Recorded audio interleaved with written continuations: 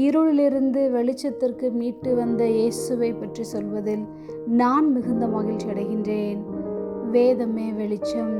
நீதிமொழிகள் 6ஆம் அதிகாரம் 23வது வசனம். கட்டளையே விளக்கு, வேதமே வெளிச்சம், போதக சிச்சையே ஜீவவழி.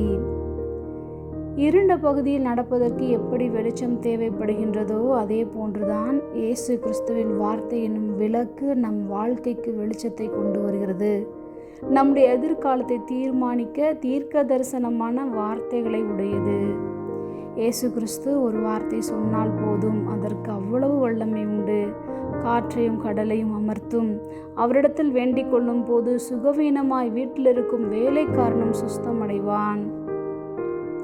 வேதத்தில் உள்ள இரகசியங்களை அறிந்து கொள்ளும்படி நம்முடைய கண்கள் திறக்கப்பட வேண்டும். அப்பொழுது தேவன் நமக்கென்று வைத்திருக்கிற திட்டங்களை நாம் அறிந்து கொள்ள முடியும்.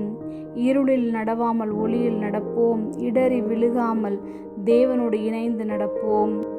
ஜீவனுக்கு ஏதுவான போதனைகளினால் பாதுகாப்பாய் அவருடைய அரவணைப்பில் இருப்போம். ஜெபம். அன்பின் பரம தகப்பனே, எப்பொழுதும் எங்களோடு கூட இருக்கிறவரே, உம்முடைய வேதம் எங்களுடைய வாழ்க்கைக்கு வெளிச்சமாக இருப்பதற்காக நாங்கள் நன்றி செலுத்துகிறோம்.